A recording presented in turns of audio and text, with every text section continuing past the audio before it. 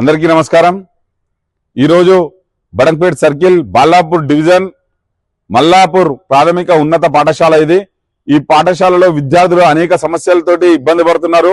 ఇక్కడ చదువుకోవాలంటే విద్యార్థులకు నరకయాతనగా ఉంది। ఇక్కడ పిల్లలకు ఇంటర్వెల్ వదిలిపెట్టగానే టాయిలెట్కి వెళ్ళాలన్నా లెట్రిన్కి వెళ్ళాలన్నా ఇక్కడ మరుగుదొడ్లు సరిగా లేవు। గతంలో ఈ యొక్క పాఠశాలకు 30 లక్షల రూపాయలు నిధులు కేటాయించారు। ఆ నిధులతోటి మూత్రశాలలు ఏర్పాటు చేయడం జరిగింది। ఈ మూత్రశాలలు పూర్తయిన తర్వాత ఈ యొక్క మూత్రశాలని ఎందుకు ఓపెన్ చేయడం లేదని చెప్పి సూటిగా అడుగుతున్నాను। అంతేకాకుండా ఇక్కడ గ్రౌండ్ గాని ఈ యొక్క గ్రౌండ్ వర్షం పడితే మొత్తం వర్ష నీరు నిండి ఇది ఒక చెరువులాగా మారుతుంది।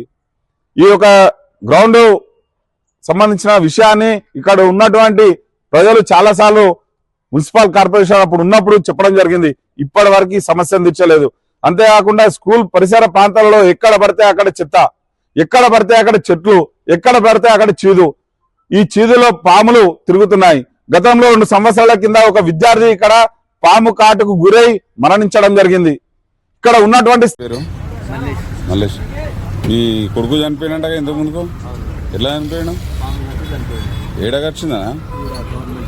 గవర్నమెంట్ స్కూల్ స్థానిక ఎమ్మెల్యే గారు మీరు ఇంతకుముందు విద్యాశాఖ మంత్రి, ఈ పాఠశాలలో మీరు ఉన్నప్పుడు అభివృద్ధి కాలేదు, ఇప్పుడు ఎమ్మెల్యేగా ఉన్నారు, ఇప్పుడు కూడా పట్టించుకోవడం లేదు।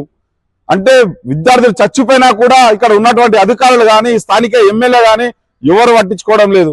నేను ఒకటే అడుగుతున్నాను, ఇక్కడ ఉన్న అధికారులు ఇప్పుడు మనం తాగే నీళ్లు ఉన్నాయి, ఈ తాగే నీళ్ళ ట్యాంక్ చూడండి ఎలా ఉంది, ఈ వాటర్ ట్యాంక్ చుట్టుముట్టు మొత్తం నాసే ఉంది। అలాగనే ఇంకో వాటర్ ట్యాంక్ ఉంది, మళ్ళీ ఆ వాటర్ ట్యాంక్ ఉంది కదా, ఆ వాటర్ ట్యాంక్ ఎందుకు ఓపెన్ చేయడం లేదు? ఇదే పాత వాటర్ ట్యాంక్ ఎందుకు వాడుతున్నారు? ఈ పాత టాయిలెట్లు వాడుతున్నారు, కొత్త టాయిలెట్లు ఎందుకు ఓపెన్ చేయడం లేదని చెప్పి అడుగుతున్నాను। ఇప్పటికైనా అధికారులు కళ్ళు తెరవాలి।